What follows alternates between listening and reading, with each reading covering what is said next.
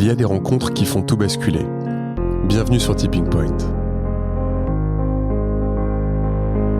Nous sommes Lucie et Romain, entrepreneurs convaincus que les entreprises et ses leaders jouent un rôle déterminant dans la construction du monde de demain. Un monde que nous rêvons plus juste, plus inclusif et plus respectueux. Nous dénichons pour vous des leaders inspirants et engagés. Ils ont à cœur de vous parler de leur tipping point, ces moments où tout a basculé pour eux. Peut-être deviendront-ils l'un de vos tipping points ? Bonne écoute.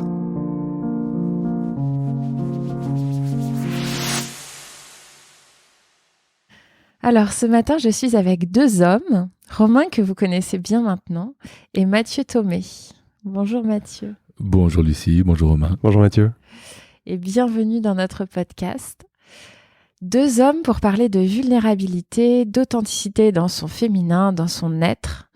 Je me réjouis parce que je sais que je suis avec les deux bonnes personnes pour aborder ce sujet qui est un sujet assez subtil. Alors Mathieu, tu m'as confié lors de notre première rencontre que l'une de tes grandes aspirations est d'être le plus vivant possible. La deuxième, et sans que l'ordre ne compte vraiment, te faire le porte-parole de notre vulnérabilité humaine. Alors, on va explorer ces sujets ensemble et bien plus, je pense. On y va ? Allez, c'est parti. Qui es-tu, Mathieu ? Merci déjà pour votre invitation. Je m'appelle Mathieu Thomé. J'ai 48 ans et j'ai passé les 40 premières années de ma vie à être le plus viril possible, à être sur une virilité verticale où il s'agissait d'être au-dessus des autres, d'avoir le plus de pouvoir, quitte à marcher sur les autres, quitte à m'en fiche de ce que ça pouvait provoquer chez moi et pour l'autre. Et avec le recul, maintenant, j'ai pu comprendre que ça venait d'une construction d'injonctions, soit éducationnelle, soit sociétale, auquel j'avais répondu. C'est aussi quelque chose que je ne souhaite pas me placer comme victime. J'ai répondu à ces injonctions et j'ai souhaité me montrer le plus convenable possible par rapport à cette éducation et les communautés dans lesquelles j'ai grandi. Donc je suis né au Liban, d'un père libanais, d'une mère française, et je suis né en 74, un an et demi avant la guerre civile, qui a duré une vingtaine d'années. Et une guerre civile, elle a de ça de particulier que c'est une guerre fratricide, c'est une guerre entre les membres d'une même communauté, d'un même peuple, d'une même nation. Et ça va déjà présupposer la guerre intérieure, le conflit intérieur que j'ai vécu pendant de nombreuses années. Et ce conflit intérieur, il a été aussi ensemencé par l'éducation que j'ai reçue de mon père, qui était une éducation enracinée dans le machisme ordinaire méditerranéen. Bon, là, je fais des généralités, mais en tout cas, en ce qui me concerne, c'était le cas, avec des injonctions telles que ne pleure pas, ce sont les filles qui pleurent. Ça, c'est une injonction qui est quand même très particulière, parce que non seulement ça suppose de ne pas avoir le droit de montrer ses émotions, enfin, en tout cas, sa tristesse, mais aussi que si tu montres cette émotion, alors tu es considéré comme une fillette. C'est-à-dire que ça met déjà une polarité, une opposition entre l'homme et la femme, quoi. Enfin, ou les garçons et les filles à cet âge-là. Et ça construit aussi ton regard sur le féminin, enfin sur les filles. Ça veut dire quoi ? Ça veut dire que les filles, elles pleurent tout le temps c'est ça. Ouais. Les filles, elles sont sensibles, les filles, elles sont émotives, les filles, elles montrent leur faiblesse. Alors évidemment, je dis pas ça avec ma voix d'aujourd'hui. Enfin, bien sûr. Mon vécu d'aujourd'hui, c'est plutôt quand t'as 5 ans et que tu reçois ça comme injonction, bah c'est comme ça que tu perçois le monde en fait. J'aimerais préciser quand même qu'avec le recul, je comprends pourquoi mon père m'a éduqué comme ça. Et il m'a aimé et il m'aime encore comme la prunelle de ses yeux. Et pour lui, il s'agissait de me protéger en fait. Il s'agissait de m'éduquer dans la représentation du monde qu'il se faisait et peut-être de m'éviter des humiliations ou des abus que soit lui-même avait reçus, soit dont il avait été témoin. Donc la première injonction, c'est ne pleure pas, sinon, c'est les filles qui pleurent. La deuxième, c'est mais non, tu n'as pas peur. T'es un homme fort. Donc la peur aussi, hop, on la cache. Et puis une autre qui est un peu plus large, c'est ne montre pas tes faiblesses, sinon on va te marcher dessus. Donc ça, c'est la première construction. Mon père étant mon modèle, mon héros à l'époque, c'est ce que j'ai fait en fait. Un point, c'est tout. Enfin, il n'y avait pas de J'avais pas de velléité à discuter, à argumenter, à regarder comment ça se passait dans le monde pour pouvoir dire je suis d'accord, je suis pas d'accord. C'est comme ça que j'ai commencé à me construire en tant que jeune homme, quoi, que petit garçon, quoi. D'autant que, je vais dire une bêtise, où tu as 2 sœurs. Tout à fait. Oui, c'est ça. En J'ai plus. 2 grandes sœurs, 2 2 grandes sœurs aînées. sœurs. Et ça a pas amené de conflit dans la famille entre elle et moi, en tout cas. En revanche, je restais assez circonspect, voire un petit peu critique par rapport aux remarques qu'elle pouvait me faire. Plus tard, en tant que jeune homme, quand je fermais les portes, ou que je fermais mon cœur, ou que je me comportais comme un homme viril et macho, quoi. Et l'éducation qu'ont reçue tes sœurs, c'est quel type de ta fenêtre à toi? Bah, c'est aussi basé sur des stéréotypes, hein. Les femmes qui s'habillent en jupe courte sont provocatrices, une femme au volant est un danger, une femme ne doit pas se comporter comme ceci ou comme cela. Tu vois, c'était, faut vraiment imaginer tout ce qui, tous les stéréotypes en fait. Donc, mais mes sœurs, à l'inverse de moi, elles ont été beaucoup plus dans une rébellion. Et elles se sont rebellées contre cette éducation. Et moi, je me suis pas autorisé à faire ça. Je sais pas exactement pourquoi, mais je voulais être le digne successeur, quoi. Hein, dans une famille libanaise, être un homme, être un garçon, ça porte beaucoup de sens, quoi. Tu as grandi combien de temps au Liban? Alors on a quitté le Liban, j'étais très jeune. Enfin, moi, j'ai pas pris de décision, évidemment. Mes parents ont décidé de quitter la guerre. Donc, on est arrivé en France, j'avais 2 ans. Donc, j'ai grandi à Paris, dans le 16e arrondissement. Et si j'ai aujourd'hui conscience de tous les privilèges qui sont les miens et qui étaient les miens à l'époque, en tant qu'homme, blanc, cisgenre, hétéro, valide, à l'époque, c'était déjà pas du tout le cas. Et puis, on pourrait considérer que, parce que j'ai grandi avec des garçons, essentiellement, qui étaient dans les mêmes, au même croisement des privilèges, et on pourrait penser que ça s'est fait dans la cohésion, l'entraide, la collaboration, l'amour infini. C'était complètement l'inverse, en fait. Je schématise, mais c'était comme une guerre, en fait, un conflit contre tout ce qui pouvait être associé à du féminin, à de la sensibilité, à de l'émotivité. Et donc dans ce groupe de potes, on s'est construit autour de la virilité verticale, quoi, comme si on était soumis à un diktat basé sur 3 piliers. Alors je les ai connus tôt, et là je raconte vraiment jusqu'à ce qu'on soit des jeunes hommes. Mais les 3 piliers, c'était la force physique, le nombre de conquêtes féminines, et puis l'interdiction totale de montrer émotivité, sensibilité, sous peine de se faire railler, quoi, charrier. Hein, les fameux t'es vraiment une femmelette, mais fais pas ta fillette, ou à l'époque c'était les zouzes, donc fais pas ta zouze, quoi. Donc voilà, on s'est construit là-dessus, et il se trouve que la nature ayant fait les choses comme elle l'a fait, j'ai grandi assez vite, et je suis devenu une sorte de stéréotype du viking, quoi, 1m90, 110 kilos, tête rasée, la barbe, la voix grave. Et donc ça m'a pas aidé, c'est-à-dire que non seulement c'était quelque chose que je voulais, à quoi je voulais ressembler, mais que dans mon corps je ressemblais à ça, quoi. Donc ça m'a pas aidé. En fait, ça m'a aidé, puisque l'injonction ou la demande, c'était d'être le mâle alpha, quoi. Et moi, je suis devenu le mâle alpha par excellence. Donc j'ai été le plus fort de la bande, celui qui a eu le plus de conquêtes, et puis celui qui ne montrait jamais, mais jamais, que je pouvais être atteint par quoi que ce soit. Donc je sais pas, j'allais jouer au basket avec des entorses, je me luxais le coude, je me remettais le coude moi-même à ma place, et puis je continuais mon activité. Je dormais que quelques heures par nuit. J'étais jamais atteint. J'étais toujours joyeux, quoi.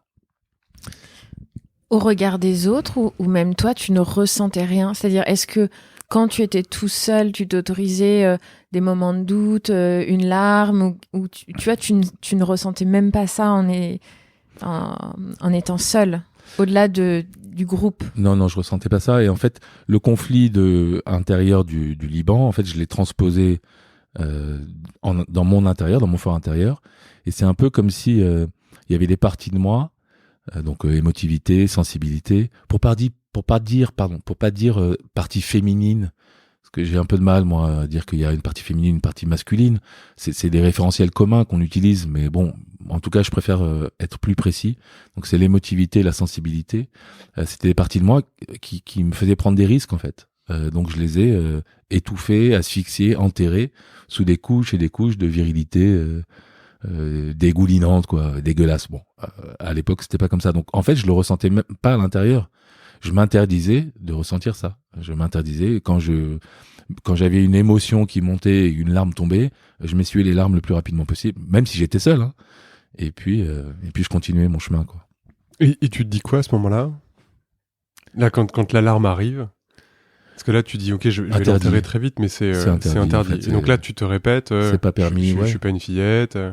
Ouais, c'est ça. Enfin, tu vois, c'est vraiment une construction. Donc c'est même pas, il y a même pas un dialogue intérieur à ce moment-là. C'est plus un mécanisme presque de défense en fait que tu. Exactement. Moi, on m'a dit qu'il fallait pas faire ça. Je fais pas ça. Enfin, c'est aussi simple que ça. Et en plus, le feedback que je recevais des gens avec qui je grandissais, c'était des feedbacks positifs, hein, dithyrambiques presque. Waouh, l'homme que t'es, c'est incroyable. Enfin, donc ça me confortait en fait là-dedans. Donc au niveau éducationnel, j'ai reçu cette éducation.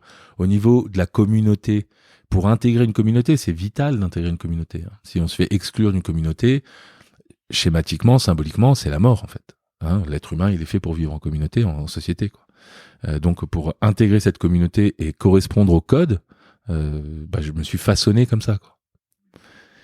Juste, pardon, te couper, on n'a pas parlé de ta maman. Est-ce que elle soutenait aussi ce discours-là, tu vois, elle était dans le même en appui de ce que pouvait nommer ton père ?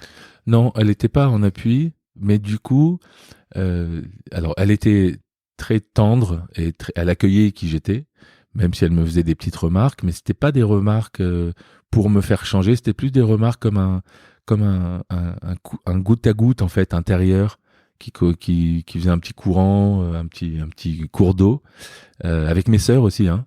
Donc il y avait certaines remarques, ne te comporte pas comme ça avec les filles, fais attention à ce que tu es en train de devenir, est-ce que tu es sûr que... Mais ces remarques, elles étaient, c'est comme si j'avais un bouclier en fait. Elles venaient, j'étais tout à fait respectueux avec ma mère et mes sœurs, mais je les prenais d'un regard, avec un regard critique et un peu dédaigneux, quoi. Bah, ce sont des femmes, donc forcément elles vont me dire ça. Je schématise, hein. J'ai du mal à dire ça maintenant, mais à l'époque c'était comme ça, quoi. Et donc il y avait l'éducation, il y avait la communauté, et puis il y avait la société. La société dans laquelle j'ai grandi, c'était à Paris, dans les années 80, et bon, j'ai l'habitude de dire, de donner deux exemples, mais il y a les héros auxquels on pouvait espérer s'identifier. Et moi, les héros auxquels j'essayais de ressembler, c'était soit les 4J, donc Jean-Claude Van Damme, James Bond, John Wayne, Jean-Paul Belmondo. Moi, je les ai jamais vus pleurer, je les ai jamais vus s'épancher, je les ai jamais vus verser une larme, jamais dire qu'ils avaient tort, et puis jamais, évidemment, prôner une quelconque égalité entre les hommes et les femmes. Et puis, il y avait les deux S. Donc, les deux S, c'est Stallone et Schwarzenegger, bodybuildés jusqu'aux yeux, homme sandwich de l'hypervirilité. Et tous ces hommes ont été les modèles de plusieurs centaines de millions de jeunes hommes dans le monde, quoi. Tu vois, j'ai une petite blague comme ça, j'ai connais aucun de mes potes qui souhaitait ressembler à Gérard Jugnot, à Michel Blanc ou à Pierre Richard, quoi. J'ai beaucoup d'affection pour ces hommes, mais c'était pas les héros auxquels on voulait ressembler, quoi. C'était plus Conan, Terminator, James Bond, qui traitaient les femmes comme des objets, quoi, hein. Oui, puis les Junio & Co, on les a caricaturés comme des lucky losers en plus. Ils étaient toujours adossés à un héros. Tu prends Marche à l'ombre, par exemple. Michel Blanc est avec... j'ai mangé le nom de cet acteur. Lanvin, ouais. Mais qui est beau, qui est musclé, qui est musicien, alors qui est très séducteur en plus dans ce film-là. Bien sûr, La Chèvre, il y avait Depardieu et Pierre Richard. Depardieu, il distribue des coups de boule à tirer d'arigot. C'est l'homme viril par excellence, quoi. Et qui séduit les femmes, qui les utilise, quoi. Je pensais que dans les gîtes, elle allait citer Jordan. Années 80, généralement, c'est aussi dans ces années-là. Ouais, c'est vrai. Parce que Jordan était aussi assez dur. Ouais, tout à fait. Dur. Je pourrais rajouter les 5J. Et du coup, comme tu as le micro, Romain, t'as quelques années de moins, mais vous avez un peu moins de... Non, mais je suis beaucoup, beaucoup plus jeune que Mathieu, tu rigoles, quoi. Un peu moins de 10 ans d'écart, quand même. Ça m'intéresse juste, tu vois, est-ce que toi aussi, t'as grandi avec ces héros-là ? Est-ce que c'était des modèles pour toi également quelques années après, ou pas tellement ? Non, parce que je pense que dans la construction justement de l'éducation, on a eu quelque chose d'assez sensiblement différent. C'est que moi j'ai toujours été très proche de ma maman. Donc, moi j'ai toujours été bercé en fait par une énergie féminine en fait. Et oui, je regardais les films avec Stallone, Schwarzy, Van Damme, etc. Mais moi Junio, je l'aimais bien en fait. Tu vois, Pierre Richard, moi il me faisait marrer. Et donc non, tu vois, j'ai pas ces héros-là. Si j'en ai un, c'est Jordan. Et après avoir regardé là, le documentaire sur Netflix qui s'appelle Last Dance, tu t'aperçois quand même que c'était un mec qui était dur sur l'homme, quoi. Et moi, je ne l'imaginais pas aussi dur. Je le voyais simplement, les matchs, et performant, et l'homme volant. Exactement, mais pas du tout dans cette construction-là, non. Mmh. Bah, après, j'en parlerai certainement après. Effectivement, moi j'étais aussi très proche de ma mère, mais comme je restais sourd à ce qu'elle me disait, c'est après, en fait, une fois que le barrage a cédé, que tout est venu, quoi. Et que ça m'a aidé dans le rééquilibrage et l'harmonisation des parties de moi en intérieur, quoi. Et j'ajoute aussi que en dehors de ces modèles, il y avait aussi la société. La société, le simple fait de marcher dans la rue donnait à voir le monde dans lequel j'ai évolué, quoi. Enfin, des femmes nues partout, tout le temps, sur des abribus, des panneaux publicitaires, à la télé, des femmes bronzées, aguicheuses, séductrices pour vendre des yaourts, des shampoings, des rasoirs, des clubs de vacances, des jus de fruits, enfin tout. Et donc, non seulement ça traduisait de l'érotisation évidente de cette société, et puis ça montrait la femme comme un objet, quoi, comme quelque chose qu'on peut posséder, ou que je peux posséder si je me procure tel ou tel rasoir, tel ou tel yaourt, tel ou tel jus de fruits, quoi. Et c'est assez constitutif de ce qui se passe. Donc voilà, je me suis construit comme ça. Il se trouve que il y a une petite anecdote dans mon groupe d'amis, là, des amis très proches, hein, vraiment, on est encore très proches, ça fait longtemps maintenant. J'ai hérité d'un surnom, et ils m'ont appelé Leader One. Et ça, c'est du beau mal alpha, tu vois. Ils m'auraient appelé Dieu, que ça m'aurait pas fait plus plaisir, tu vois. C'est caricatural et j'ai un peu honte de moi, mais voilà, j'étais Leader One, quoi. Donc, c'est un peu Star Wars, ça. Et donc voilà comment je me suis construit et comment je me suis présenté au monde et comment je suis arrivé dans le monde professionnel, engoncé dans ce costume d'homme viril, macho, conquérant. Voilà, un pur produit du patriarcat, brillant, étincelant, sûr de lui, à l'extérieur en tout cas. Qui fait la fierté de ses parents. Oui, de mon père, surtout de mon père. Ouais. Enfin, ma mère aussi, hein, parce que voilà, ma mère aussi. Et donc avec ce costume-là, quels sont les choix de vie professionnelle ou de vie au sens plus large que tu fais quand tu prends ton indépendance ? Alors, je l'ai pris tardivement, mon indépendance, mais en tout cas, je passe le bac, tout se passe très bien. Mon père, il était chirurgien dentiste. Je vais au lycée Carnot prendre mes résultats du bac. Je rentre chez mon père et il était déjà sur Minitel à l'époque en train de m'inscrire à la fac de médecine. Donc, c'est pas vraiment mon choix. Il y avait même pas une discussion sur qu'est-ce que tu veux faire dans la vie. Tu seras médecin et puis voilà. Donc, c'est lui qui m'inscrit à la fac de médecine. Je vais à la fac de médecine, je passe les 6 premiers mois jusqu'au premier partiel. Ça se passe très bien, je bosse dur et j'étais dans le numerus clausus. Et puis, mais à la même époque, en fait, je commence à découvrir les boîtes de nuit et le rapport à la séduction. Et donc là, mon cœur a été tiraillé et donc j'ai choisi les boîtes de nuit. Donc le deuxième semestre, je l'ai passé en boîte. Ça m'a apporté d'autres satisfactions, je dirais. Et voilà, donc... fac de médecine out. Ensuite, je vais à Dauphine en maths appliquées aux sciences sociales. Là aussi, ça se passe très bien au niveau des cours, je dirais. C'est toi qui choisis cette voie-là ? C'était parce qu'un ami de mon père pouvait me faire entrer à Dauphine, que c'était prestigieux. Faut pas oublier que j'ai grandi dans le 16e, donc je voyais un peu où étaient mes potes, ce que faisaient mes potes. Donc voilà, je vais à Dauphine, ça se passe très bien. Et je sais pas, un mois avant les partiels de juin, j'ai 2 potes qui me disent on part, on va au Guatemala, on prend un billet d'avion, allez, est-ce que tu veux venir avec nous ? Une semaine après, on était dans l'avion, quoi. Et donc, j'avais pas passé les partiels. On est parti voyager pendant 9 mois, sac à dos, sans vraiment de budget. C'était la première fois que je sortais finalement vraiment de mon cadre, quoi. Et je me souviens les 2 premières nuits à Guatemala City, c'était rock'n'roll. pour moi, bon bref, je vais aller assez vite, donc je vais accélérer un petit peu. Voyage initiatique qui me met des doutes en fait sur qu'est-ce que je veux faire en fait moi personnellement, mais c'était très récent en fait de me poser la question de quels sont mes désirs à moi en fait. En fait, je collais tout à fait aux désirs de mon père. Mon père me voulait que je sois médecin, ou voulait que je sois avocat, ou voulait que je sois en entreprise avec un poste important, un salaire important, etc. Voilà, je rentre de voyage, je travaille un peu à droite à gauche, chez Agnès B, chez Gap et compagnie. Et puis, comme j'étais assez à l'aise en sciences, je décide de faire un DUT d'informatique en me disant le code c'est bien, c'est top, puis après un DUT on peut faire un autre cursus pour avoir un bac plus 5. Donc je commence à faire un DUT d'informatique et à la fin de ce DUT, il y a Andersen Consulting à l'époque, qui maintenant s'appelle Accenture, qui recrutait des développeurs parce qu'ils intégraient cette partie de développement sur SAP, qui est un progiciel, un ERP, quoi. Et donc je suis rentré chez Andersen Consulting en tant que développeur. Et 1 an et demi après, ils décident d'externaliser donc le développement, et donc ils virent tous les développeurs et ils en gardent quelques-uns pour rester dans le cursus d'Accenture à l'époque. Donc je suis sélectionné, choisi, l'élu, et je reste chez Accenture.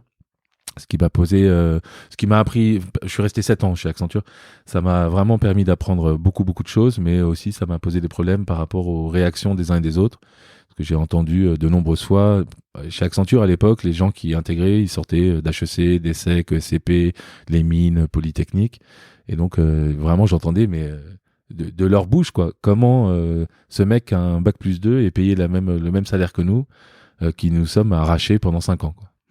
Et ça m'a obligé à faire mes preuves, encore plus. Donc dans ce truc de viril, macho, conquérant, en quête de pouvoir, j'ai creusé ma place et j'ai fait ma place.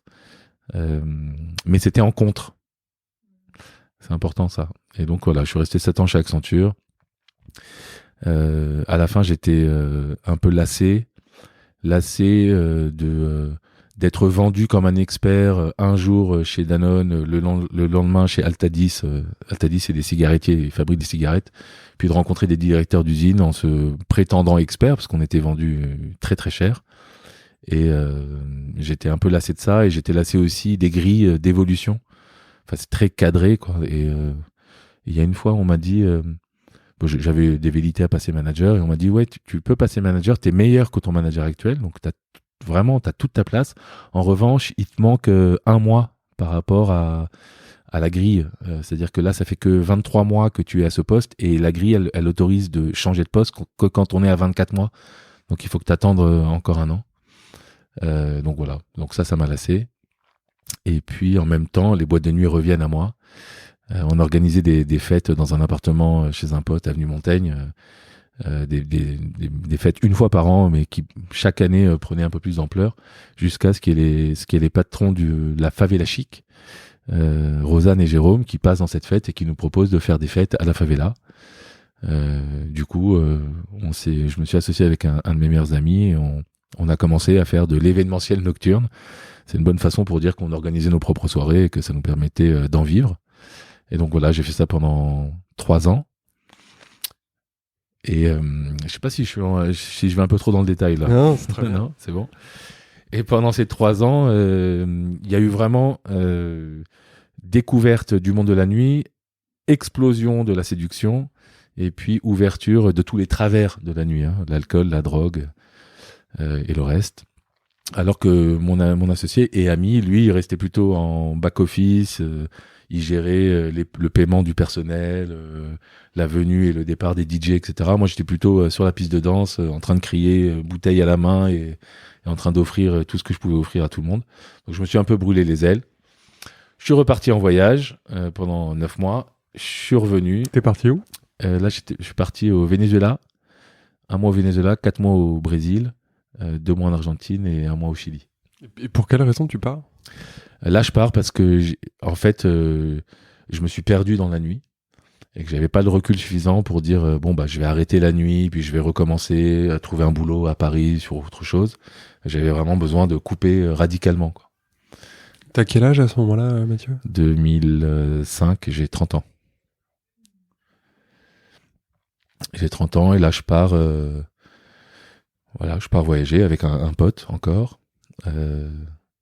Et puis, je reviens en France et je découvre le monde du commercial. Puisque voilà, je commence à rentrer dans des startups plutôt Martech, donc technologiques, c'est-à-dire des outils informatiques dédiés au métier du marketing et de la communication.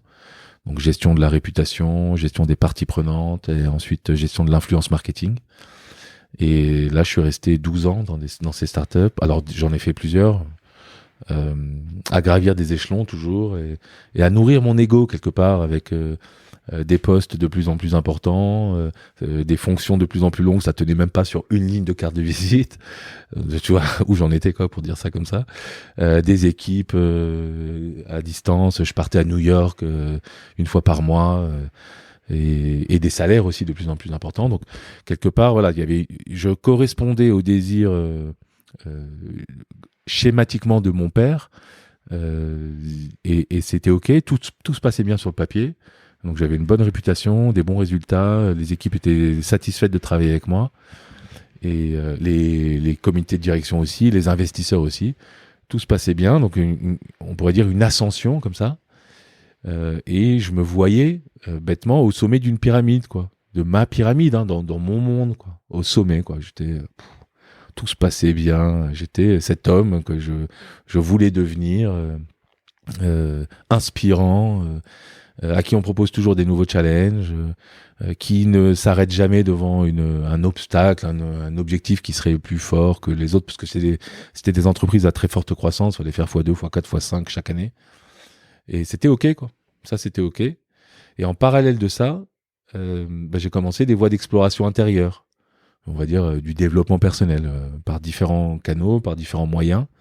Et là, du coup, j'allais dans mes profondeurs à moi, quoi. Et c'est comme si il y a eu un écart qui s'est fait de plus en plus important entre cette ascension dans l'entreprise et cette profondeur dans mon fort intérieur. Et là, le conflit intérieur, du coup, il a commencé à générer chez moi dans mon corps, en fait, je sais pas, comme des zones d'alerte auxquelles je restais sourd. Et mon corps a parlé de plus en plus fort. Et plus il parlait fort, plus je restais sourd, jusqu'à ce que ça explose, quoi. T'es quel type de manager, là, dans ces périodes-là, de croissance et d'ascension très forte dans ces startups? Je suis le type chef de meute. Donc je crée une cohésion très forte avec l'équipe. Je suis proche des équipes. En même temps, je suis proche de la direction. Mais je suis vraiment le chef de meute, quoi. On vient pas, on me bypasse pas. On vient pas parler à mes collaborateurs sans que je sois informé. Il y a vraiment un truc. Quand je dis chef de meute, c'est vraiment le truc, quoi. On est un groupe, quoi. On est un corps, tu vois, un peu le truc militaire. Donc ça marche bien, mais c'est épuisant. C'est épuisant pour tout le monde, en fait. Et puis ça met aussi quand il y a des directions qui sont prises par la direction qui vont pas dans mon sens, ça crée des conflits et une sorte de manipulation de ma part, quoi. Et qu'est-ce qui t'ouvre au développement personnel? Pourquoi un jour tu vois, puisque tu étais assez hermétique à cette connaissance de soi, cette compréhension jusqu'alors, qu'est-ce qui fait que tu vas commencer à t'y intéresser, et quels sont les premiers sujets que tu regardes, que tu approfondis sur toi en parallèle de ce job? Je dirais que c'est un profond mal-être déjà, donc c'est comme un appel intérieur. Là, je dis ça avec le recul. À l'époque, j'avais pas ce recul-là, qui fait que je m'ouvre de plus en plus à des pratiques, à des méthodes. Donc j'ai commencé classiquement par une psychothérapie. Et puis j'ai aussi une de mes deux sœurs, la plus aînée, qui elle a fait beaucoup de chemin sur ces voies-là, et qui commençait à me parler de quête de vision. La quête de vision, vous voyez ce que c'est, la quête de vision? De quête de vision, de rentrer dans des... Peut-être, enfin, nous on voit ce que c'est, mais peut-être que tu peux en dire deux mots pour les personnes qui connaissent pas. La quête de vision, le principe, c'est d'aller dans la forêt, dans la nature, seul, dans un espace délimité qui permet juste d'être assis, allongé ou debout. Donc ça fait c'est un cercle quoi, de 2 mètres, 2 mètres 50.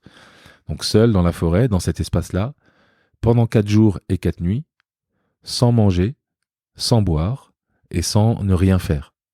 C'est-à-dire aucune distraction, pas un petit couteau pour tailler des bâtons, pas un stylo pour écrire ses pensées. Et en tout cas, moi, la façon dont je le vis, parce que je le fais, maintenant je le pratique, c'est qu'est-ce qui se passe quand je me retrouve seul avec moi-même, sans aucune alimentation extérieure, sans aucun apport de l'extérieur et sans aucune distraction pour me divertir ou pour ne pas m'ennuyer, quoi. Donc, qu'est-ce qui se passe quand je suis dans cette espèce d'ascétisme, en fait? Et bien sûr, on peut aller avec une vision, avec une question, avec une demande, et il se peut que, en fait, le vide du quotidien, de la vie quotidienne, permette d'accéder à des parts de soi ou à des éléments de réponse pour avoir cette vision, parce que c'est l'objectif, hein, une quête de vision, c'est pour avoir une vision. Et bien sûr, tout ça, c'est en contact le plus direct avec la nature, donc pas de tente, un tapis au sol ou un hamac, et voilà, quoi. Moi, Mathieu, j'aurais juste revenir là sur quand tu dis j'ai ce mal-être intérieur qui fait que tu pars faire une psychanalyse. T'es quand même dans un endroit où, tu le disais, t'es très vertical, très dur, t'es dans la quête de progression. Qu'est-ce qui t'emmène un moment à franchir le pas, en fait, et à prendre ton téléphone et à dire je vais aller voir un psy, faut que j'aille discuter. C'est des quoi questionnements, en fait. Des questionnements. C'est quoi le sens? Je me souviens, même chez Accenture, je me souviens de dire à mon père, mais attends, c'est quoi le sens de tout ça, en fait? Et lui, sa réponse, c'était, mais fais, en fait, fais. Le sens, il y aura toujours des questionnements. Enfin, je me souviens de ses réponses. Il y aura toujours des questions. Où que tu sois, tu auras des questions. C'est la condition humaine. Et donc, bon, ça a annihilé un peu mes questionnements et puis je continuais un peu, tu vois. Mais il y a eu des questions de plus en plus prégnantes, de plus en plus imprégnantes. Et donc, du coup, à la base de tout ça, c'était il y a, je sais pas, une quinzaine ou une vingtaine d'années, on va voir un psy, quoi. On va en parler, en fait. Ce qui enrichissait cette partie mentale qui était déjà hypertrophiée chez moi. Et là, tu portes quel regard sur toi à ce moment-là où tu dis je vais appeler un psy, parce que c'est le premier moment où tu fais appel à de l'aide extérieure pour changer. Là, c'est quoi? Tu te regardes en miroir en disant non mais je suis en train de devenir une fillette, comme tu disais au départ, ou tu te dis bon, finalement non, je crois ça reste entre moi et moi. C'est pire que ça. À l'époque, c'est comment je peux amoindrir ces questions qui nuisent à ma performance. Ok, ouais, tu recherches quelqu'un pour remettre un couvercle là-dessus. Exactement. Tu vois, donc c'est comme un cercle vicieux. Sauf que le cercle vicieux, parfois il n'est pas bien fait, il n'est pas bien ficelé, donc ça devient finalement c'est la porte ouverte à donner un peu plus d'espace pour les émotions, un peu plus d'espace pour le corps, le rapport au corps, donner un peu plus d'espace pour en fait c'est une construction tout ça. Enfin, je suis en train de me construire sur des bases qui ne me correspondent pas. Petit à petit, goutte à goutte, au fil de l'eau et au fil des voyages aussi. Parce que le fait de voyager, ça m'ouvre sur d'autres perspectives, d'autres cultures. Ça me sort de mon quotidien. Ça me met dans des situations que j'ai pas l'habitude de vivre et hop. Du coup, ça me permet de voir que tiens, cette situation, elle vient nourrir une autre partie de moi. C'est intéressant parce que, mais du coup, cette partie, elle est jamais animée à Paris, dans les entreprises pour lesquelles je collabore. Et du coup, tu vois, en fait, c'est un ensemble. C'est comme une roue avec plein d'espace. Et il se trouve que ma grande sœur, celle dont je parlais, son ex-mari, son conjoint actuel de l'époque et son fils avaient participé à une initiation masculine qui s'appelle le Mankind Project, le MKP. Et donc, je sais pas, sans aucune espèce de connaissance de qu'est-ce que ça représentait, qu'est-ce que c'était le MKP, j'avais parlé avec ces 3 hommes que je respectais, qui étaient des hommes leaders pour moi. Et il m'avait dit, ouais, c'est génial, il faut le faire. Donc moi, j'y suis allé, je me suis inscrit. Je me souviens très bien, j'y suis allé, juste pour l'image, quoi. Timberland ouverte, le jean dans les Timberland, un sac en cuir sur l'épaule, comme ça, j'avançais, j'arrivais, ouais, cool. Version publicité, quoi. Ouais, exactement, tu vois. J'arrivais, je vais vivre un petit stage sympa avec des mecs. Je vais pouvoir aussi montrer à quel point je suis un leader et combien je brille, quoi. Et ben, je me suis fait cueillir, mais comme jamais, quoi. Ça a été vraiment... bon, le MKP, pour ceux qui connaissent pas, c'est une communauté d'hommes. Et pour rentrer dans cette communauté d'hommes, il y a une initiation, un rite de passage que tous les hommes doivent vivre pour pouvoir rentrer dans cette communauté. Et donc, cette initiation, c'est un week-end, ça dure 48 heures. Et moi, ça a été la machine à laver, quoi. Ça a été vraiment... il y a eu un avant et un depuis, quoi. Et c'est comme si ça avait mis un petit coup de canif dans mon armure, dans ce dans quoi je me cachais. Et du coup, ça a été aussi constitutif de ce qui s'est passé derrière, quoi. Parce que dans cette communauté, j'ai pu reconnecter à mes émotions, j'ai pu les partager à d'autres hommes, et non seulement ce n'était pas dangereux, mais en plus, j'étais accueilli pour ça. J'ai été, quelque part, entre guillemets, aimé pour ça. Et donc, symboliquement, une communauté d'hommes, c'est le masculin. Et donc, c'était vraiment la première étape, la première grande étape de ma réconciliation intérieure, puisque en me montrant sensible et vulnérable et en montrant mes émotions, j'étais accueilli par le masculin. Et du coup, à l'intérieur, ça a fait un peu la même chose. Ces parties que j'enterrais, que j'étouffais, que j'asphyxiais, eh ben, elles ont été un petit peu, au début, accueillies par les autres parties de cet homme viril que j'étais, quoi. Et donc là, tu fais ta quête de vision.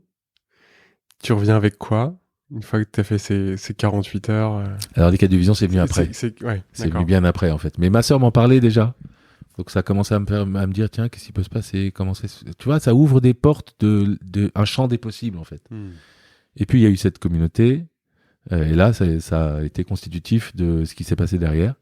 Puisqu'en parallèle de ces voies d'exploration-là, j'avais mon corps qui se rappelait à mon bon souvenir tout le temps, quoi. Donc j'ai fait, je sais pas, j'avais des douleurs thoraciques aiguës en pleine présentation dans un comité de direction, alors que tout allait bien. Les chiffres étaient bons, tous les indicateurs étaient bons. Bon, alors moi j'ai balayé ça, quoi. Ah putain, j'ai une petite crise là, ça me serre dans le thorax, ok, bon. Je respire un peu, j'attends, et une fois que la crise est passée, et c'est comme si elle n'avait jamais eu lieu, quoi. Je continuais. Parce que quand tu rentres de ce week-end ou des différentes expériences que tu vas vivre personnellement, tu n'en fais rien du tout dans le monde du travail. Tu rapportes, tu changes pas du tout ça commençait un petit peu. De faire. Ça commençait un petit peu. Mais tu sais, chez moi en tout cas, le déconditionnement, ça a pris du temps. C'est comme si j'avais subi un lavage de cerveau assez fort par rapport à ces trois cercles qui sont l'éducation, la communauté, la société. Et donc ouais, ça prend du temps. Et puis j'étais quand même. Il y a une partie de moi qui était très bien dans cette armure, qui était très bien dans cette carapace. Et donc j'en sortais un peu, puis j'y revenais aussi vite. Là, aujourd'hui, c'est radicalement différent. Mais c'était les débuts, les premiers pas du déconditionnement. Donc il y a eu ces douleurs thoraciques. Une fois, la douleur était tellement forte que je me suis plié en deux. Il y avait la DRH qui était là. Elle m'a dit, mais qu'est-ce qui se passe? Je lui dis rien. Bon, j'ai mal juste là. Elle a pris peur. Elle a appelé le SAMU. Le SAMU est venu me chercher dans l'open space. Vous imaginez ce chef de meute avec tous les commerciaux, tout le customer success, tout le monde là. Il m'assoit sur une chaise, il m'arrache ma chemise, il me met des électrodes, il m'emmène aux urgences. Ils avaient peur que je fasse un infarctus. J'arrive aux urgences, fausse alerte, pas d'infarctus, mais le médecin il me met en garde, il me dit ouais vraiment faites attention au stress, le stress c'est pas bon, de ce que vous me racontez c'est ce que vous êtes en train de vivre, il faut vraiment que vous leviez le pied quoi, levez le pied, sinon revenez me voir et moi je vous arrête. Donc ça je sais pas, c'était un mercredi à 18h, le jeudi à 7h du mat, j'étais dans l'open space avec une nouvelle chemise quoi, et puis c'est tout. Encore un médecin qui a eu son diplôme dans un... Ouais, puis tu vois, ça s'adresse aux autres que moi, quoi. C'est pas pour moi, tu vois. Oui. Ouais, à d'autres. Ouais, c'est ça, tu vois. Bon, donc j'écoute pas et mon corps, il a parlé de plus en plus fort. Ensuite, j'ai fait une dépression. Mais ça, la dépression, c'est très simple, en fait. Tu vas voir un psychiatre, il te file des médocs, tu prends les médocs, t'as plus de dépression. À l'époque, c'est ce que je croyais. C'est comme ça que ça s'est constitué, en fait, ça s'est fait. Et jusqu'au jour où, en fait, il y a eu un truc avec les valeurs. J'avais des valeurs qui devenaient de plus en plus humaines, de plus en plus proches en fait des hommes et des femmes qui collaboraient avec moi. mais pas par rapport à leur performance, juste par rapport au fait que ce soit des êtres humains. Et donc, c'était dans une entreprise, il y avait une direction de croissance sur l'Europe. Donc, il fallait que je fasse du recrutement. J'ai recruté 8 senior managers. Et il y en a 2 en particulier, un homme et une femme, qui étaient dans des postes et qui m'ont dit « Ouais, mais Mathieu, nous, si on démissionne, on veut bien te faire confiance, on rentre dans ton équipe, mais derrière, si tu nous lâches, on n'a pas le chômage, on est père de famille, mère de famille. » Et moi, mais attends, il n'y a aucun souci. Bon, il y a une période d'essai, on va faire la période d'essai. Mais voilà, je prends l'engagement de ce que tu me dis et de ce que tu as fait et tout ça. Enfin, je suis assez persuadé que ça va bien marcher, quoi. Et puis eux aussi, ils étaient persuadés. Donc, ils rentrent dans l'entreprise, les 8, mais ces 2-là en particulier. Et puis, 3 mois après, il y a un changement de direction, de stratégie, un rapprochement avec les États-Unis, une fusion avec une boîte américaine. Du coup, la croissance en Europe n'est plus d'actualité. Et la directive que je reçois, c'est tu vires les 8. Et pour moi, c'était pas OK. Il y en a certains dont j'étais pas mécontent de me séparer, parce que ça sert à ça, une période d'essai. Mais ces 2-là en particulier, qui m'avaient fait confiance, qui avaient mis leurs tripes sur la table, quoi. Et c'était hors de question pour moi que je leur fasse un sale coup. Donc j'essaye de trouver, c'est là où je parle de manipulation, mais si on fait ceci, si on fait cela. J'ai même proposé de baisser mon salaire, de baisser mes commissions pour pouvoir donner un peu d'air et tout ça. Et c'était non, il faut que tu t'en sépares et puis t'as 2 semaines pour le faire. Et à ce moment-là, le lendemain ou le surlendemain, burn-out.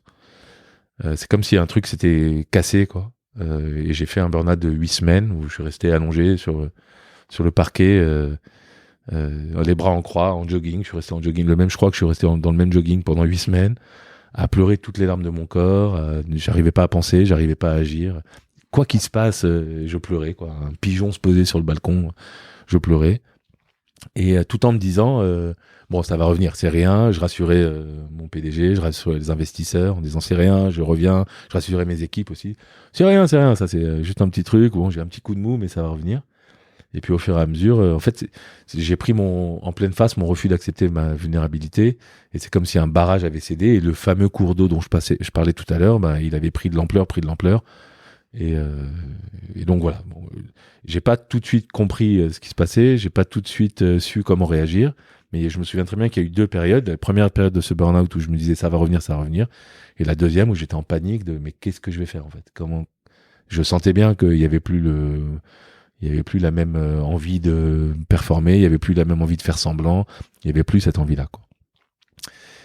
Donc voilà. Tu es entouré à l'époque, quand tu fais ce burn-out, tu vois, autour de toi, des gens qui comprennent, qui voient ce déchirement, qui t'accompagnent, ou tu es assez seul dans ce que tu traverses?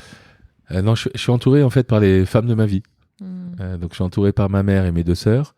Et je réentends même encore des enfin, qui n'étaient pas juste de la satisfaction que j'aille mal, mais enfin il y a quelque chose qui se passe. Et puis j'ai été aussi accompagné par une jeune femme que je côtoyais à ce moment-là, qui a été vraiment là et qui m'a accueilli dans cette vulnérabilité, qui m'a accueilli pour ce que j'étais, qui a pris du temps, qui venait à la maison, qui me faisait à manger, qui m'écoutait sans aucun jugement, tout ça. Et il se trouve qu'aujourd'hui je suis marié avec cette jeune femme. Donc voilà, j'ai été vraiment accueilli par le féminin autour de moi. Et je pense que c'est assez constitutif aussi de ce qui s'est passé derrière, c'est-à-dire dans mon changement, dans ma transformation, j'ai été accueilli à différents niveaux. Par les femmes de ma vie, par ces hommes dans cette communauté. Parce que là, j'ai parlé du week-end que j'avais passé, mais je me suis beaucoup impliqué dans le Mankind Project. Il y a des voies de développement et d'entraide et de cohésion qui existent. Donc j'ai été aussi accueilli par ces hommes. Et puis je crois que ça suffisait, quoi. Le conflit intérieur, ça suffisait. J'avais envie de paix, besoin de paix. Je savais pas exactement quel chemin prendre. Ça a pris encore du temps, mais voilà, c'est tout commençait à s'aligner finalement, et à s'aligner dans une horizontalité, plus dans une verticalité. Et du coup, comment est-ce que tu t'en sors de ce burn-out? Comment est-ce que tu guéris? Et je te pose la question en pensant à toutes ce...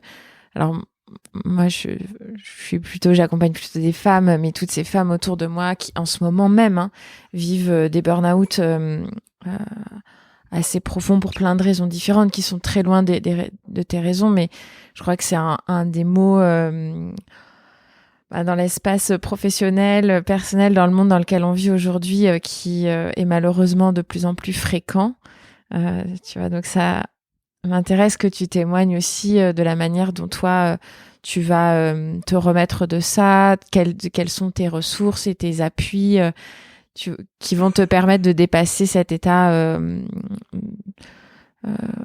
qui est difficile.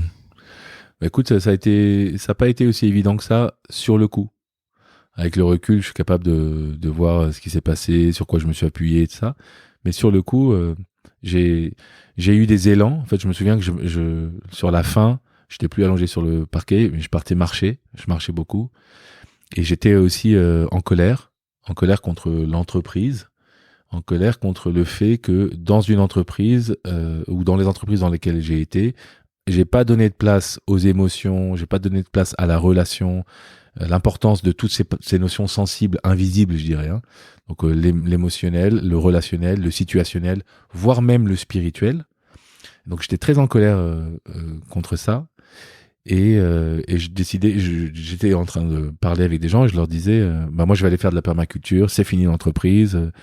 Je vais faire de la permaculture en Ardèche, je sais pas. Moi, j'ai jamais été en Ardèche et j'ai jamais fait de permaculture, mais et au fur et à mesure des discussions, en fait, ce que j'en ai tiré, c'est que leur conseil à ces personnes à qui je faisais confiance, c'était si tu pars avec cette colère faire des légumes, tu vas faire des légumes énervés, quoi. Donc ça servira à rien. Ça m'a marqué, ça. Je me dis ok. Et puis au fur et à mesure des conversations, en fait, ils m'ont dit mais t'es énervé de quoi en fait? Bah ouais, je suis énervé. L'entreprise ne prend pas soin des collaborateurs. L'entreprise ne prend pas soin des humains en fait. On n'est pas des fers humains, nous sommes des êtres humains. Et je trouve ça honteux qu'on ne prenne pas soin des dimensions humaines. Ok, mais alors qu'est-ce que tu voudrais qu'il se passe? Qu'il y ait des gens qui aillent dans l'entreprise et qui proposent ces activités ou de l'intelligence collective ou qui mettent de la lumière sur le sensible comme ça, tout ça. Mais qui pourrait faire ça? Et donc, tu vois, il y a un silence et j'ai compris que moi, je pourrais faire ça, en fait. Parce que j'avais les codes de l'entreprise, j'avais une expérience et j'avais cette croyance, ou en tout cas cette conviction, que c'était très important de ramener de l'équilibre sur les 4 dimensions de l'être humain qui sont mentale, corporelle, émotionnelle et spirituelle. Ça, c'est ma clé de lecture à moi, mais bon, c'est juste pour dire que c'est ma boussole, en fait. Après tes 8 semaines allongées là, chez toi, dans ton jogging, tu retournes en entreprise?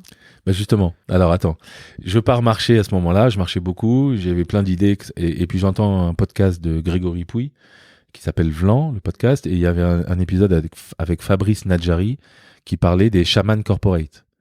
Les chamans corporate, c'est des personnes qui font du microdosing aux États-Unis et qui donnent des microdoses de LSD et de psilocybine à des patrons de la Silicon Valley pour les reconnecter à leur empathie, à leur créativité et créer des relations plus humaines avec les autres.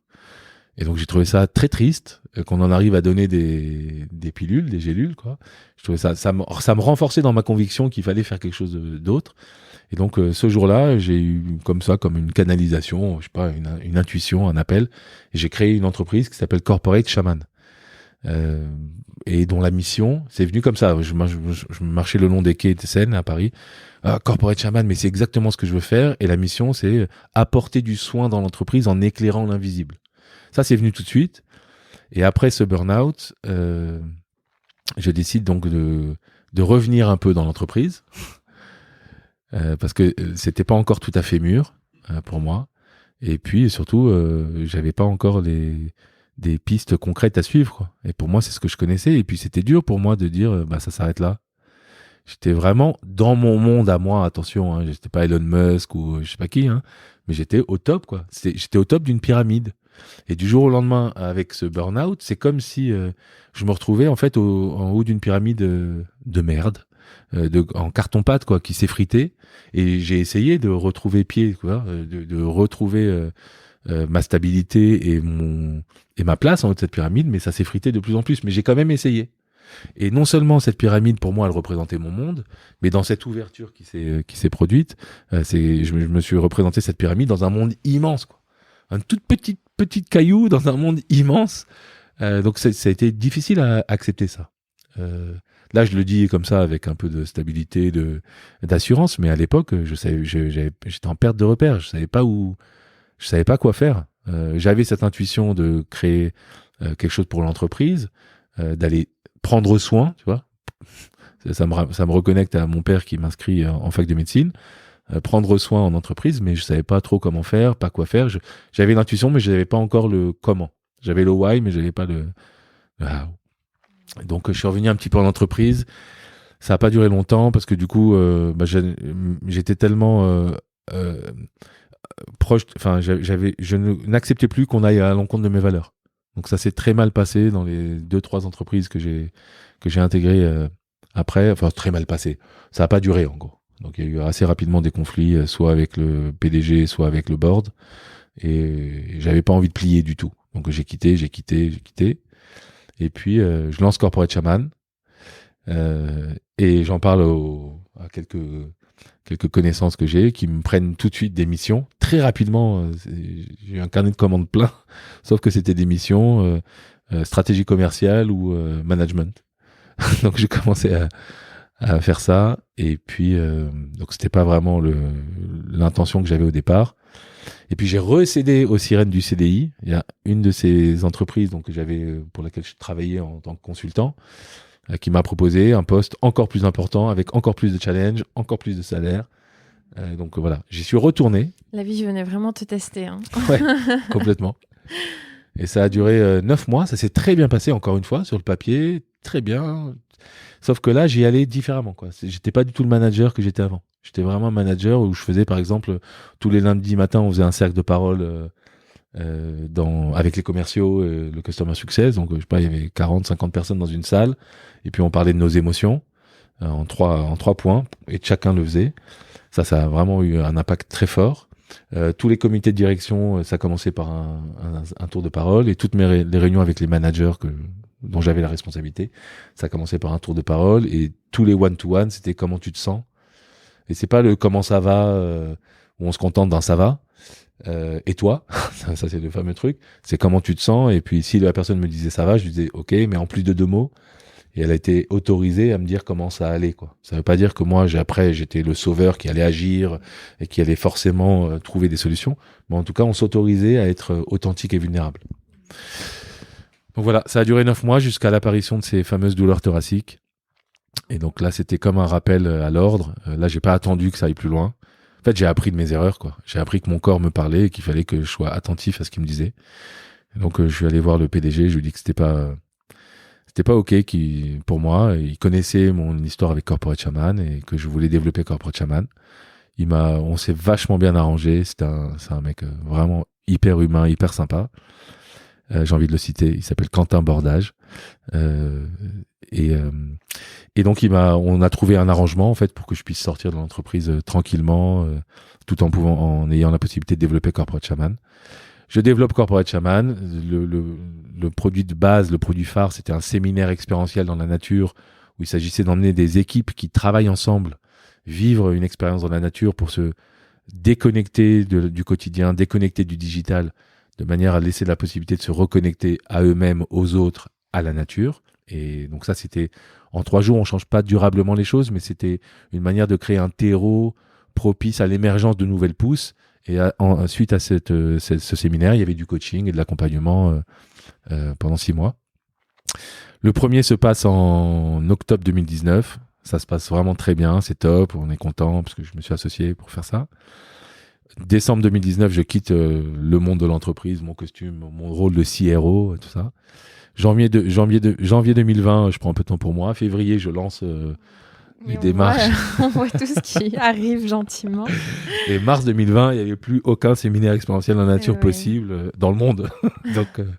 Donc voilà, ça s'est passé comme ça. Et du coup, Corporate Shaman, ça s'est mis en gestation et ça a laissé de la place à d'autres activités, à d'autres façons de faire et d'autres moyens d'accompagner les individus et les groupes dans cette découverte ou renforcement du sensible et dans l'équilibrage de la prise, enfin comment prendre soin des 4 dimensions dont je parlais tout à l'heure, c'est-à-dire le mental, le physique, le corps, l'émotionnel et le spirituel.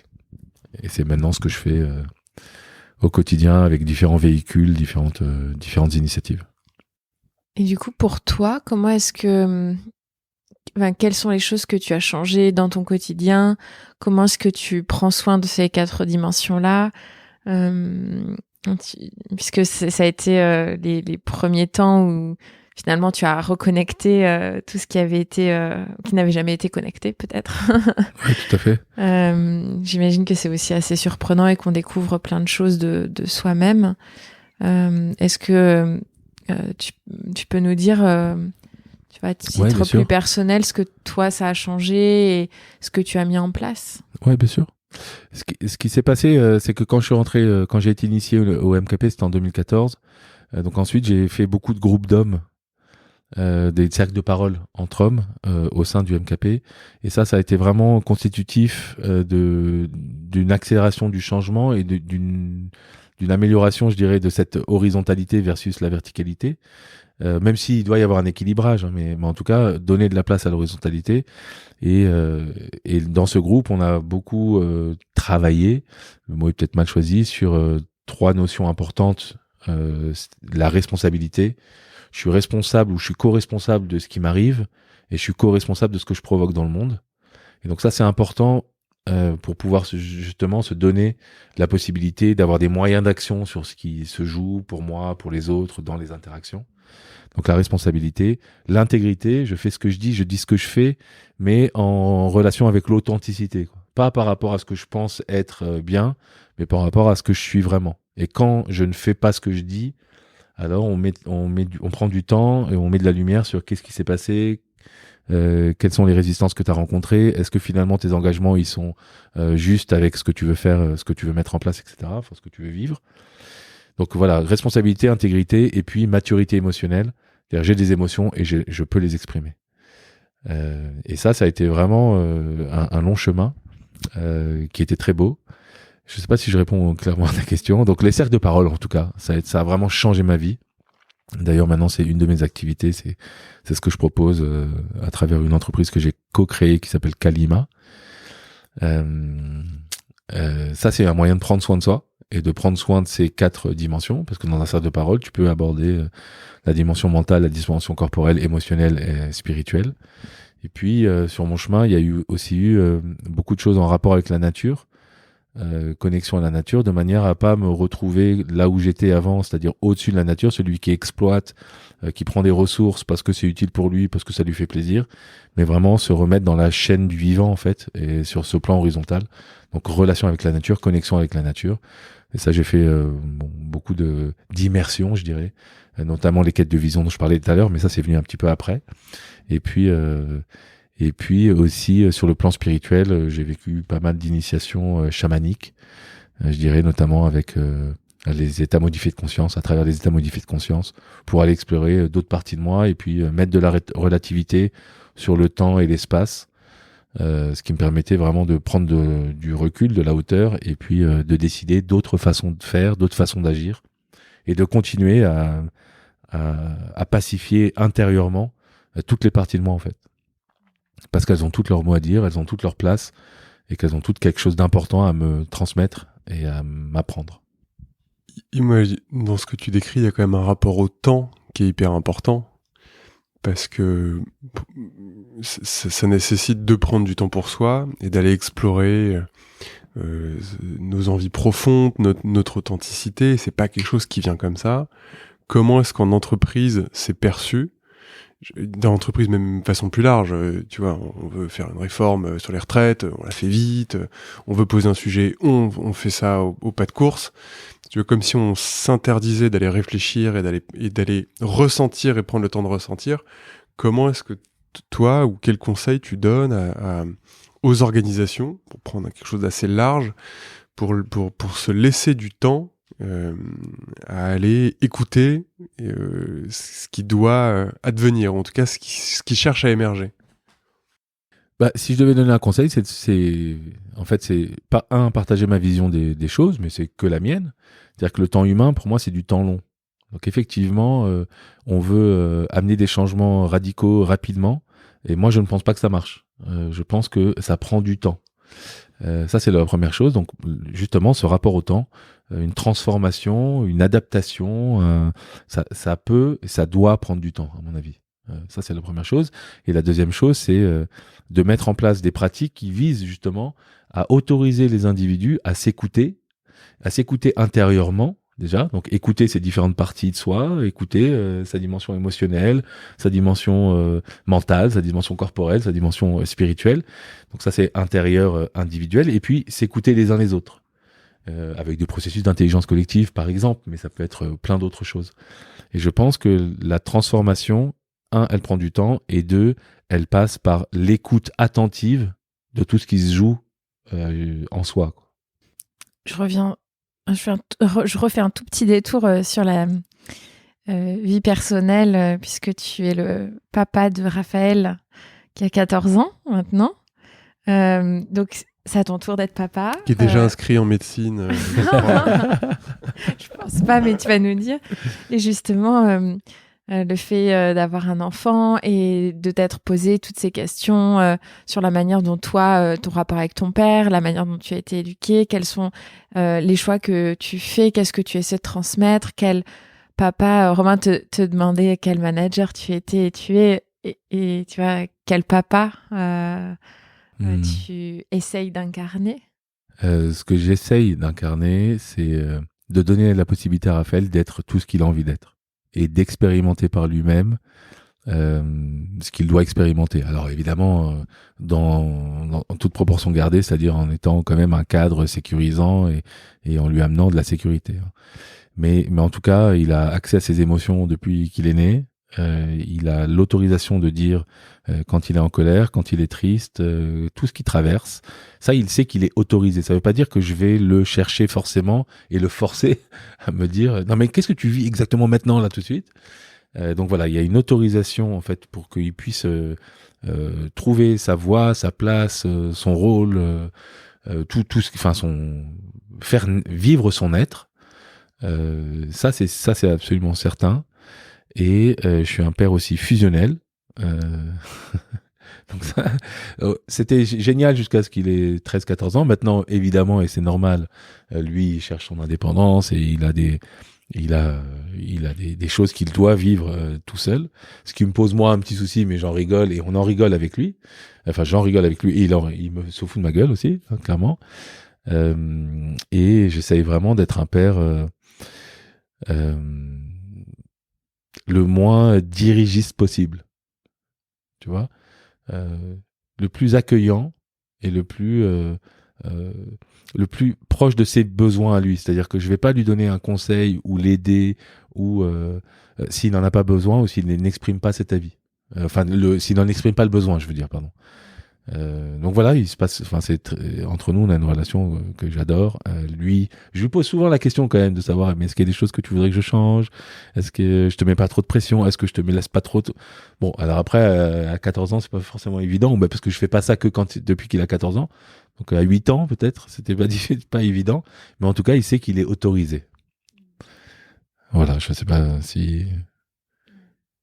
Et l'amour inconditionnel. Ça aussi, il est rassuré sur ça. Et je lui dis souvent, quoi que tu fasses, je t'aimerai. Donc ça, c'est pas en jeu, quoi, en fait. Merci pour ce petit détour de papa.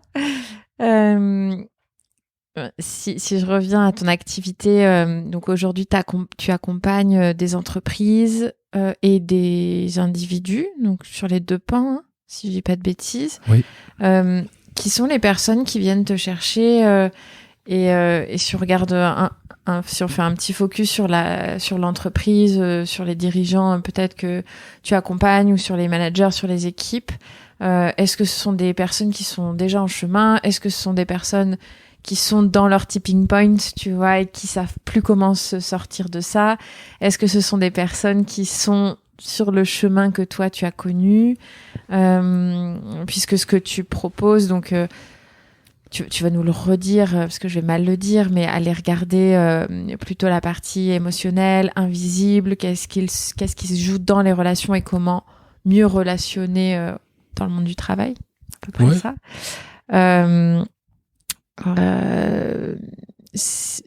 Voilà, c'est des choses qui peut-être sur un certain pan sont de plus en plus à la mode et de plus en plus, les entreprises ont compris qu'on en avait besoin, et à la fois la manière dont tu le proposes, j'imagine, est assez différente et et donc demande de prendre quand même son courage pour aller mettre plus d'authenticité et de vulnérabilité dans l'entreprise. Donc moi, ça m'intéresse que tu nous partages ce que tu vois, ce que tu ressens, qui sont les gens qui font appel à toi. Est-ce que les choses sont en train de bouger tranquillement dans le monde de l'entreprise?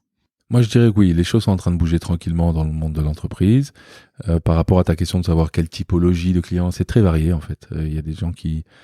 Parce que comme j'ai plusieurs véhicules, donc je suis coach, coach individuel, life coach aussi, et coach individuel en entreprise. J'ai Corporate Shaman par laquelle je continue à intervenir soit avec des séminaires, soit avec des cercles de parole en entreprise, soit même avec une facilitation autour des animaux totems. Mais tu vois, enfin, et puis il y a Kalima. Kalima, c'est une entreprise autour des cercles de parole. Et il y a quelque chose qui est assez radical aussi dans les termes que j'utilise quand je dis corporate shaman. Moi, je ne suis pas un chaman et c'est pas des pratiques chamaniques. Mais c'est le nom qui m'a plu. Bon, déjà, il m'est apparu comme ça et j'ai vraiment été transporté. Puis c'est un oxymore, en fait. Le chaman, le corporate shaman, tel que moi je le vois, c'est celui qui prend soin. Donc ça, c'est une des définitions du chaman, celui qui prend soin en connectant les mondes. Donc ça peut être le monde des vivants et des morts, le monde des plantes et des animaux, le monde... Bon, moi c'est le monde du visible, du tangible, parce qu'une entreprise, elle doit être performante aussi. Enfin, elle doit être performante, elle doit être rentable, il y a des indicateurs qui sont très pragmatiques et importants, et elle doit aussi donner sa place au monde de l'invisible, au monde du sensible. Donc c'est un oxymore, mais c'est très engagé. C'est-à-dire que quand je contacte des personnes, il y a des personnes qui me qui me raccrochent au nez ou qui me ferment la porte juste à l'évocation du nom de l'entreprise. À l'inverse, il y a des personnes qui viennent me voir juste parce que le nom de l'entreprise les a intrigués ou les a inspirés. Donc c'est un peu de tout, quoi. Et Kalima aussi, les cercles de parole, ils bénéficient d'une image qui est un petit peu faussée, je dirais, par les alcooliques anonymes, les narcotiques anonymes, même si, bien sûr, ce sont des outils qui sont utilisés par ces groupes et que c'est des outils qui sont très bien utilisés, ou alors par des groupes de thérapie. Et donc souvent, on nous dit, mais non, mais moi, j'ai pas besoin de venir dans un cercle, j'ai pas de problème à régler. Et donc, tu vois, je te dis ça parce que sur ces deux entreprises, on m'a donné des conseils de tu devrais être appelé différemment, tu devrais dire groupe d'intelligence collective pour les cercles, ou la terre, le ciel et les racines et le ciel pour corporate shaman, ou les 4 dimensions, je sais pas quoi. Et j'ai pas envie, c'est assez tranché en fait. Ce qui fait que, bah, du coup, viennent à moi des personnes qui sont quand même convaincues quelque part, ou intriguées. Donc voilà, je sais pas si je réponds. Si, parce que tu vois, typiquement quand tu dis je propose un accompagnement avec les animaux totems en entreprise, là tu réconcilies deux mondes qui se parlent à mon avis très peu souvent. Enfin, ouais, qui se sont même jamais rencontrés encore. Ouais. Bien sûr, l'idée, c'est pas d'aller donner à chacun la possibilité de dire toi tu es cerf vivant, toi tu es ours bélant et toi tu es qu'est-ce que tu es toi d'ailleurs? Je suis aigle. Aigle rayonnant. L'idée, c'est vraiment, par la facilitation, le jeu de la facilitation, d'aller emmener des équipes à la découverte du monde symbolique, en fait. Et comment on peut recréer du lien à travers ces symboles et à travers le fait de s'exprimer à travers le symbole. Et là, on vient toucher des parties profondes de soi. Et du coup, on se connecte profondément les uns avec les autres. Ça peut être vu comme un jeu. Hein. Il s'agit pas ensuite que les personnes du comité de direction s'appellent par leur nom d'animaux. Même si ça pourrait être marrant, mais... Oui, et en tout cas, le parti pris et ta proposition, elle est radicalement différente. Tu vois, il y a une vraie... Il y a des vraies convictions derrière ça. Je trouve ça assez beau de voir le parcours... tu vois, de cet homme en costume qui débarque plein de virilité à celui qui propose d'utiliser les animaux, totems, les symboles pour se reconnecter à ses émotions en entreprise. Ouais, tout à fait. Et justement, là, sur la métaphore de l'homme en costume, est-ce qu'il y a des choses qui te manquent un peu de cette vie d'avant? Et est-ce qu'il y a des choses dont tu es très content? Là, il y a plein de choses dont tu es très content de ne plus avoir à les traîner, mais est-ce qu'il y a un manque aussi par rapport un peu à cette vie d'avant? Un truc où tu te dis j'en sais rien moi là, salaire, les rencontres que tu pouvais faire? C'était le cas avant, en tout cas au niveau du salaire. Parce que c'est vrai que j'ai vécu une décroissance, ça c'est clair, une décroissance personnelle, individuelle, qui n'a pas été facile tout le temps, et que maintenant, je suis très heureux d'avoir vécu. C'est-à-dire que j'ai clairement entre 4 et 5 fois moins de revenus, mais je ne sais pas combien de fois je suis plus heureux et plus je vis plus en harmonie, quoi. Donc, mais non, j'en vis. En fait, il n'y a rien qui me manque. J'allais dire comme ça, et je pense même pas que ce soit vrai, l'adrénaline, mais je l'ai aussi, l'adrénaline. Quand je vais animer un cercle de parole dans un comité de direction, j'ai aussi de l'adrénaline, et j'ai aussi de la fierté surtout. Moi, j'avais une question en introduction, parce que ça m'avait marqué quand tu m'avais dit être le plus vivant possible, que c'était vraiment quelque chose auquel tu aspirais. Ça veut dire quoi pour toi ? Être le plus vivant possible, c'est accepter toutes les parties de moi. C'est accepter toutes mes émotions, c'est accepter tous mes états d'âme, c'est accepter tous mes états, en fait. Ça, pour moi, c'est être le plus vivant possible et ne pas être en lutte pour en rejeter certaines parce que je jugerais qu'elles sont pas bonnes, elles sont pas valables, elles sont pas présentables au monde. Et donc, j'accepte, c'est-à-dire qu'il y a une grande différence aujourd'hui entre l'homme que je suis et l'homme que j'ai été. C'est qu'aujourd'hui, j'ai aucun mal à dire que je ne sais pas, que j'ai des doutes, que j'ai mal, que je me sens mal, que j'ai aucun problème aussi à ne pas répondre, par exemple, dans ma relation de couple, de ne pas répondre à toutes les attentes et tous les besoins de ma femme. Ce qui n'était pas le cas avant. Avant, je mettais vraiment tout en œuvre pour être toujours au top et toujours présent et toujours là où je pensais qu'il fallait être. Et être le plus vivant possible, c'est aussi pour moi, dans mon histoire, c'est faire la part des choses entre est-ce que je corresponds au désir de l'autre, ce qui n'est pas mauvais, mais en tout cas, se poser la question, c'est est-ce que c'est pour le désir de l'autre ou est-ce que c'est mon propre désir ? Et ça fait partie du fort intérieur, de ce qui se passe en moi. Et puis être le plus vivant possible, c'est aussi accepter tout ça chez l'autre et chez les autres. Et quand je dis les autres, c'est même à un niveau aussi supérieur, c'est me connecter à la nature, me connecter au vivant, quoi. Ne plus être dans cette verticalité où je serais supposément au-dessus d'eux. Je fais partie d'eux. Je suis une part du tout. Je suis une larme une larme dans l'océan du vivant, quoi. Et c'est parfois un peu flippant. C'est parfois un peu confusant, mais c'est souvent très bon. Et ça me permet de relativiser, tu vois, ce dont je parlais tout à l'heure sur le temps, donc le temps de ma vie par rapport au temps de la Terre, par rapport au temps de l'univers. La Terre, elle a 4,6 milliards d'années. L'humanité Homo sapiens, 300 000. Et ma vie, elle va durer une centaine d'années, peu ou prou, quoi. Donc ça me permet vraiment de relativiser par rapport à ça. Et par rapport à l'espace, on est dans une galaxie dans laquelle il y a plusieurs centaines de milliards d'étoiles. Et il faut savoir qu'il y a plusieurs centaines de milliards de galaxies.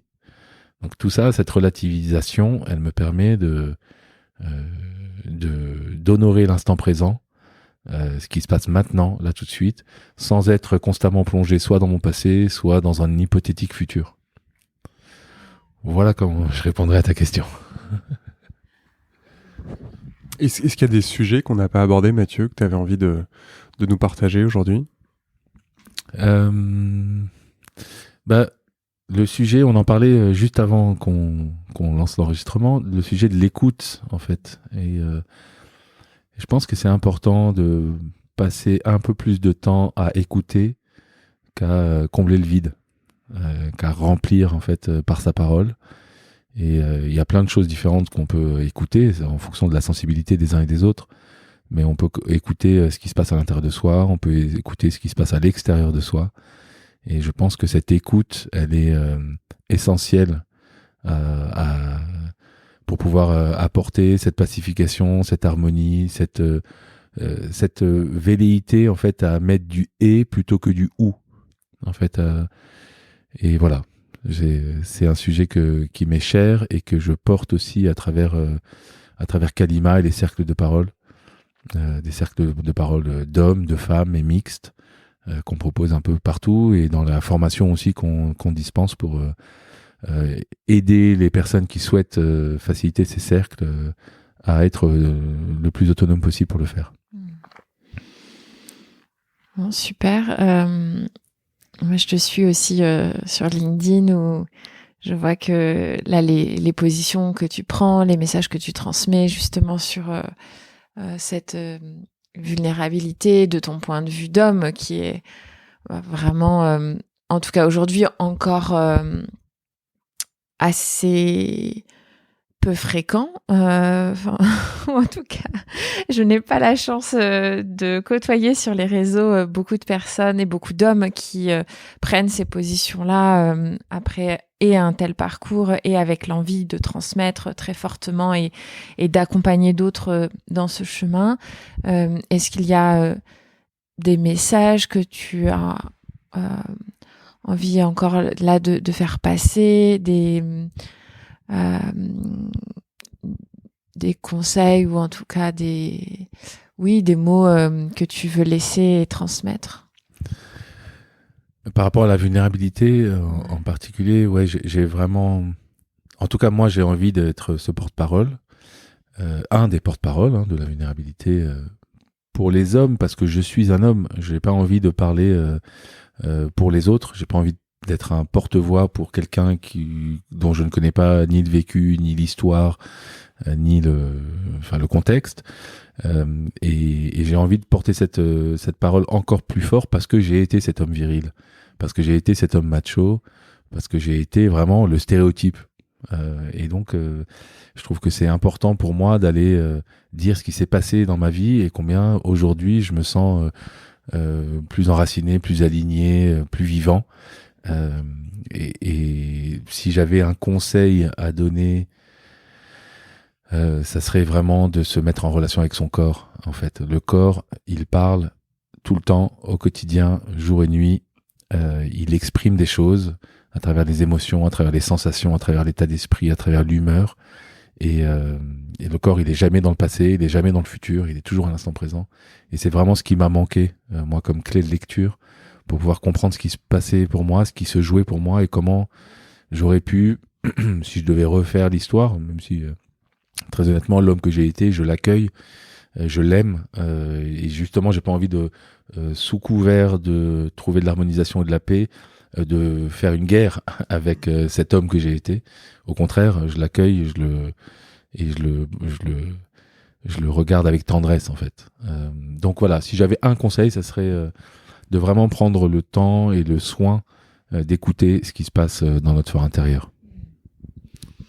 Génial. Et donc, si les personnes qui nous écoutent ont envie de rejoindre l'un des cercles de parole ou de se faire accompagner par toi à titre personnel ou dans l'entreprise, elles te contactent sur LinkedIn. Est-ce qu'il y a un autre moyen que tu préfères? Il y a, oui, sur LinkedIn, sur Facebook ou sur, j'ai un site web qui s'appelle de manière très originale mathieutomé.com. Et voilà. Et je suis très ouvert à la rencontre. Vraiment, c'est quelque chose qui me passionne. Je prends beaucoup de temps dans mon agenda et je mets beaucoup d'efforts à proposer des rencontres et à accepter les rencontres. Donc, n'hésitez pas. Super, merci beaucoup Mathieu. Merci pour cette rencontre et le temps que tu nous as accordé. C'était vraiment très sympa. On a parlé de plein de choses et un truc que je note, c'est qu'on a parlé de vulnérabilité pour de vrai. On l'a vraiment exploré, cette vulnérabilité au sens la blessure en fait que l'on a. Moi, pour suivre aussi pas mal ce qui se passe un peu sur les réseaux sociaux, je trouve parfois qu'on parle de vulnérabilité, mais un peu pour être dans une espèce de hype ou de trend, de dire bon, effectivement, j'ai quelques petits défauts, mais en fait non, là on parle de blessure en fait, de vulnus, qui est l'origine du mot vulnérabilité. Et donc c'était hyper sympa en fait d'avoir ce témoignage, témoigner aussi du fait que quand on veut aller explorer ça, on a aussi besoin d'être entouré, on a besoin de gens. Donc même les machos, même les gros cons ont besoin à un moment d'avoir du soutien extérieur. Donc faut aussi aimer ces machos parce que on a tous aussi une capacité à transformer et à créer ces bascules. Et puis après, on a aussi beaucoup parlé de la nature du vivant, du temps long, et que tout ça s'explore dans du temps long.